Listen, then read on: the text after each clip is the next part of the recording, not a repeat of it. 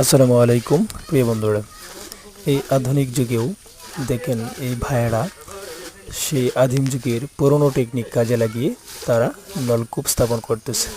তাদের কথা হচ্ছে সেই আগের টেকনিকটাই তাদের কাছে অনেক ভালো লাগে এবং তাদের মনে নাকি অন্যরকম প্রশান্তির সৃষ্টি করে। যাই হোক, আমরা তাদের জন্য দোয়া করি আল্লাহ সুবহানাহু ওয়া তাআলা যেন তাদেরকে উত্তম বদলা দান করেন।